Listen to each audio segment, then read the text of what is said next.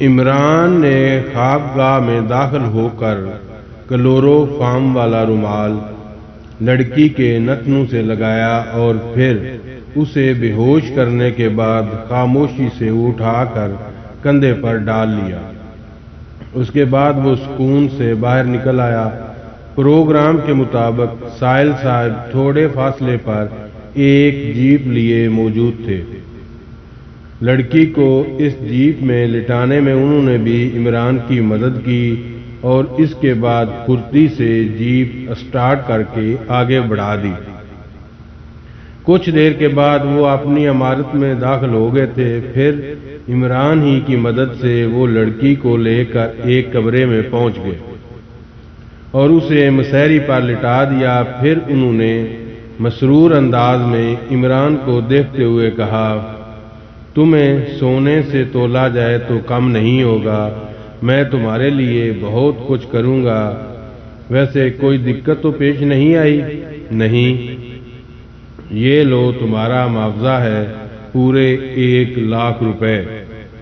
انہوں نے جیب سے 1000 کے نوٹوں والی گڈی نکال کر عمران کی جانب بڑھا دی۔ تو پھر اب کیا کروں؟ بس خاموشی سے یہاں سے نکل جاؤ، موٹر سائیکل خریدو، ریوالور خریدو، بلکہ وہ تو تمہارے پاس موجود ہے، اور اس کے بعد جرم کی دنیا کے بادشاہ بن جاؤ۔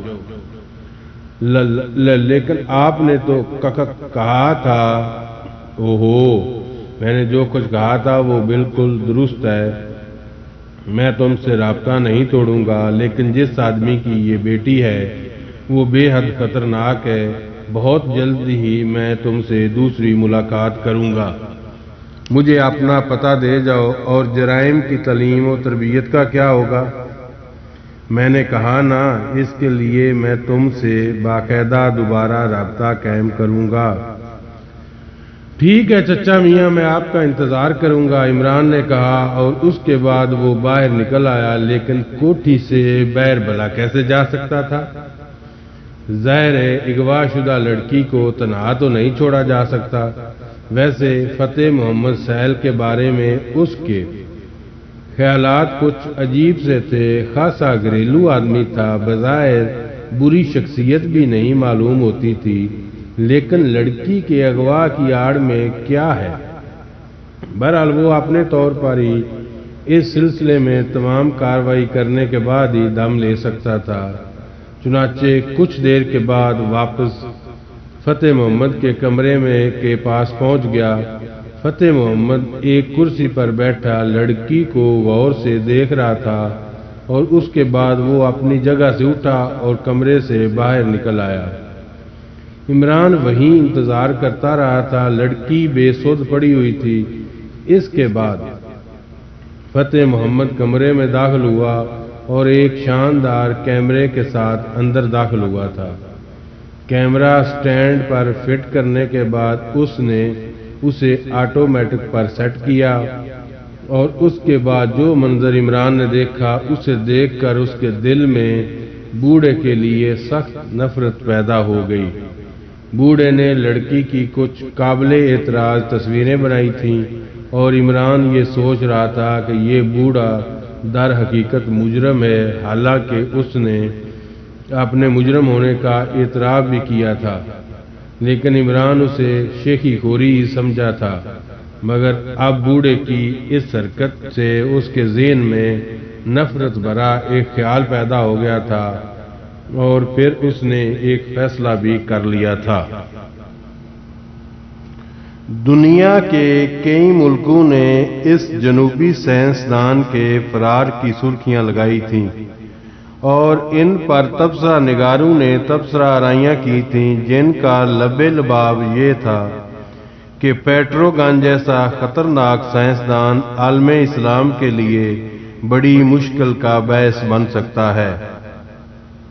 حکومت تل ابیب نے بھی اس سلسلے میں معذرتی نوٹ شائع کیے تھے، اور اس بات کا اظہار کیا کہ بین الاقوامی قوانین کی پابندی کرتے ہوئے وہ مکمل طور پر اس بات کی کوشش کرے گی کہ پیٹروگن اپنے طور پر دنیا کے کسی بھی ملک میں کوئی ایسی لیبارٹری نہ بنا سکے جہاں سے وہ اپنے سائنسی فارمولوں کی تکمیل کرنے کے بعد دنیا کے کسی بھی ملک کے لیے نقصان دہ بن جائے۔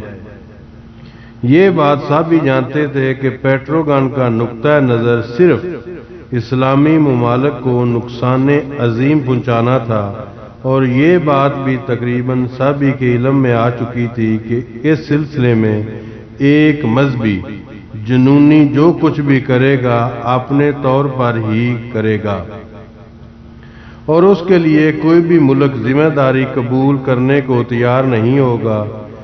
جو سمجھنے والے تھے وہ یہ سمجھ رہے تھے کہ ممکن ہے یہ کوئی سازش ہی ہو، اور اس سازش کا سدباب کس طرح کیا جا سکتا ہے۔ چند اسلامی ممالک میں اس سلسلے میں اپنے طور پر کارروائی بھی شروع ہو گئی تھی، لیکن بہرحال اس خطرے کو ذہن میں رکھے بغیر چارہ کار نہیں تھا، اور اس کی شدت کو بخوبی محسوس کیا جا رہا تھا۔ پاک ایشیا میں بھی اس سلسلے میں رپورٹیں پہنچ چکی تھیں، اور ذمہ داروں نے اپنے طور پر اس پر تبصرہ آرائی بھی کی تھی۔ خود پاک ایشیا کے اخبارات نے اس کے بارے میں خاصی لے دے کی تھی، اور بہت سے کالم اس سلسلے میں چھپے تھے جن میں اس خدشے کا اظہار کیا گیا تھا کہ ممکن ہے پیٹروگن پاک ایشیا کے خلاف بھی کوئی کارروائی کرنے کی کوشش کرے۔ بہرحال یہ سارے مسئلے چل رہے تھے۔ ادھر الحیات مبادی اپنی زندگی کا مشکل ترین سفر طے کر کے بالآخر پاک ایشیا پہنچ گیا، اور پاک ایشیا کے ایئرپورٹ پر اترنے کے بعد اس نے ایک سیاح کی حیثیت سے سب سے پہلے ایک ہوٹل میں کمرہ حاصل کیا۔ ظاہر ہے یہاں وہ باقاعدہ حکومتی مہمان کے طور پر نہیں آیا تھا، بلکہ اپنے آپ کو خفیہ رکھنے کے لیے اس نے نہ جانے کیا کیا جتن کیے تھے، اور اب تو اس کی شخصیت بالکل ہی مختلف نوعیت اختیار کر گئی تھی۔ خود اس کے اپنے ذہن میں اپنے وطن کا خیال بھی تھا، اور پاک ایشیا کی محبت بھی اس کے سینے میں معجزن تھی۔ بہرحال وہ کوششیں کرتا رہا۔ محکمہ داخلہ کے سیکرٹری تک پہنچنا آسان کام نہیں تھا۔ بہرحال اس نے نہ جانے کہاں کہاں سے کوششیں کرنے کے بعد سر اور افسوس ٹیلی فون پر اپنا تعارف کرا نہیں سکتا، لیکن میں اس قدر اہمیت کا حامل ہوں کہ آپ کو مجھ سے ملاقات کر کے خوشی ہی ہوگی۔ میں جانتا ہوں آپ ایک معزز آدمی اور ایک بہت بڑے افیسر ہیں، لیکن جناب کبھی کبھی اپنی مصروفیات میں سے کچھ وقت نکال لینا بڑا سود مند ہو سکتا ہے۔ تم کون ہو؟ کیا آپ کے ٹیلی فون پر میں اپنا نام بتا سکتا ہوں؟ کیوں نہیں، بالکل محفوظ ہے۔ تو پھر آپ مجھے الحیات مبادی کے نام سے مخاطب کر سکتے ہیں۔ کیا میری تم سے پہلے ملاقات ہو چکی ہے؟ جی ہاں، ایک کانفرنس میں ہم لوگ مل چکے ہیں۔ او ہو اچھا مگر ٹھیک ہے مسٹر مبادی، آپ یہ بتائیے آپ کا قیام کہاں ہے؟ سر یہ نہ پوچھے تو بہتر ہے۔ تو پھر میں آپ سے کیسے ملاقات کر سکتا ہوں؟ سر میں آپ کی رہائش گاہ پر پہنچ جاؤں گا۔ سر سلطان نے چند لمحے کے لیے کچھ سوچا، پھر مبادی کو اپنی رہائش گاہ کا پتہ بتا دیا، لیکن بہرحال وہ محتاط تھے۔ اس سلسلے میں ابھی انہوں نے کوئی خاص کارروائی نہیں کی۔ وقت مقررہ پر انہوں نے الحیات مبادی کو اپنی کوٹھی کے بیرونی حصے میں خوش آمدید کہا تھا۔ انہوں نے ایک نگاہ میں اسے پہچان لیا اور مسکرا کر اس سے مصافحہ کرتے ہوئے بولے، میں نے آپ کو پہچان لیا مسٹر مبادی، لیکن آپ کو اس طرح یہاں دیکھ کر میں حیران ہوں۔ کیا آپ نے حکومت پاک ایشیا کو اپنی مدد کی اطلاع دی تھی؟ آئیے براہ کرم تشریف لائیں۔ سر سلطان اسے اپنے ڈرائنگ روم میں لے گئے۔ مبادی کو عزت و احترام کے ساتھ بٹھا کر انہوں نے کہا، حکومت کی طرف سے مجھے اس بارے میں کوئی اطلاع نہیں ملی، میں انتہائی خفیہ طریقے سے یہاں پہنچا ہوں جناب۔ خیریت؟ جی ہاں، آپ سے بہت ہی اہم گفتگو کرنی ہے۔ معاف کیجئے گا مسٹر مبادی، میں ہر طرح سے آپ کی خدمت کے لیے تیار ہوں۔ ویسے بھی میں جانتا ہوں جناب، لیکن اس وقت میں نے اپنی اس قدیم شناسائی کا سہارا لیا ہے۔ ویسے تو میری آمد سرکاری طور پر بھی ہو سکتی تھی، لیکن کسی کے علم میں آ کر یہاں آنا میرے مقصد کی تکمیل کے لیے قاتل ثابت ہو سکتا تھا۔ سر سلطان نے اسے سنسنی خیز نگاہوں سے دیکھنے لگے۔ رسمی گفتگو ہی کچھ خیریتیں پوچھی گئیں اور اس کے بعد سر سلطان نے کہا، میں آپ کی زبان سے سب کچھ سننے کا متمنی ہوں مسٹر حیات المبادی، جس کی وجہ سے آپ کو اس طرح یہاں آنا پڑا۔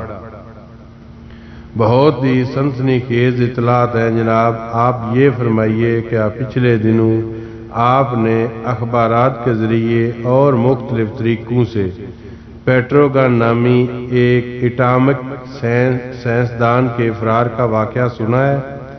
سر سلطان نے سنسنی خیز نگاہوں سے اسے دیکھتے ہوئے کہا، نہ صرف سنا ہے بلکہ اس سلسلے میں ہم نے اپنے طور پر خاصی تشویش محسوس کی ہے، اور یہ تشویش بالکل درست ہے جناب۔ برائے کرم تفصیل بتائیے۔ اصل میں یہ سائنسدان اپنے طور پر فرار نہیں ہوا، بلکہ ایک اسرائیلی منصوبے کے تحت اسے تل ابیب سے فرار کرایا گیا ہے۔ گڈ، لیکن کیوں؟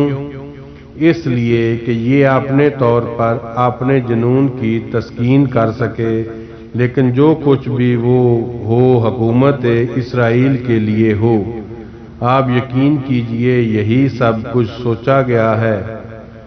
شکریہ، لیکن میں جاننا چاہتا ہوں کہ ان لوگوں کا کوئی منصوبہ ہے تو کیا ہے، اور یہ کیا تنظیم آزادی فلسطین کو اس بارے میں تفصیلات کا علم ہے؟ مکمل علم ہے جناب۔ میں تھوڑی سی تفصیل آپ کو بتانا چاہتا ہوں۔ پچھلے دنوں بلکہ خاصے عرصے سے میں موساد کے لیے کام کرتا رہا ہوں۔ موساد کے لیے؟ جی ہاں، میں سمجھا نہیں۔ موساد میں میرا نام ایڈی میر تھا، اور ایڈی میر نامی آدمی کو ہم لوگوں نے اغوا کر کے قتل کر دیا تھا۔ او گڈ، اچھا ٹھیک، اب میں سمجھا، سر سلطان نے کہا۔ اور میں نے وہاں ایڈی میر کی حیثیت سے ان لوگوں پر اپنا مکمل اعتماد قائم کر لیا تھا۔ چنانچہ جب یہ منصوبہ زیر بحث آیا تو اس وقت میں وہاں موجود تھا، اور میرے سامنے ہی تمام تفصیلی بات چیت ہوئی، اور اس کے بعد میں نے ایڈی میر کی موت کا ڈھونگ رچایا اور ایک ایسے حادثے کے تحت اپنے آپ کو مردہ ثابت کر دیا جس پر انہیں واقعی ابھی تک کوئی شبہ نہیں ہو سکا۔ اور اس کے بعد میں وہاں سے نکل آیا تاکہ پاک ایشیا پہنچنے کے بعد آپ لوگوں کو اس بارے میں اطلاع دوں۔